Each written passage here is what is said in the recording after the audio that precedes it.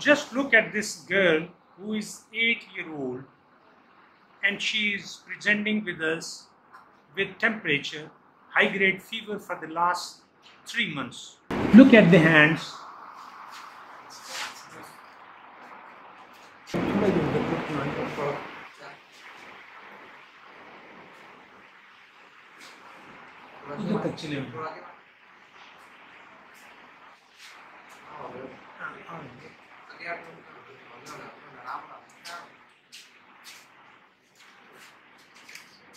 Where the pathology lies, just by looking at the gait of this girl, what do you think?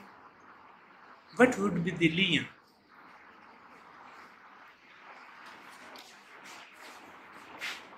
What other thing would you like to examine? The joints?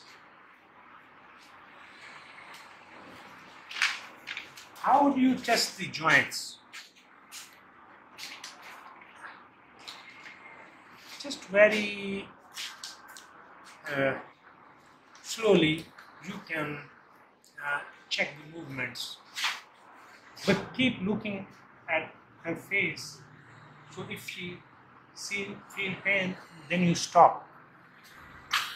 In an exam situation, your examiner would check whether your hands are soft or not, and if they think that you are examining a child and you are hurting her, then they can fail you immediately.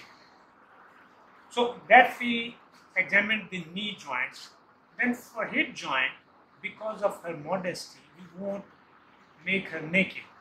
So we will just check the movement of hip joint by flexing the hip.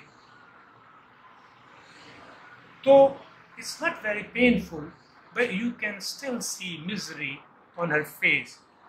That would mean that she is feeling pain in her right and left hip joint as well. Now we look at the ankles.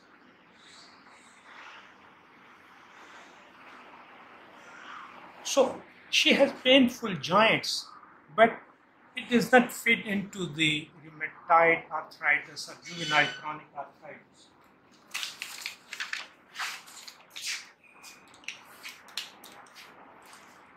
We won't go for multi-million elite investigation battery.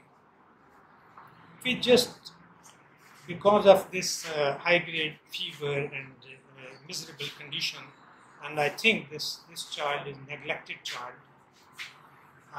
we gave IV antibiotics and we asked for these immune testing,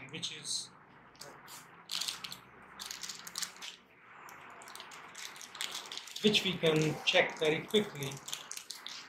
We can assess the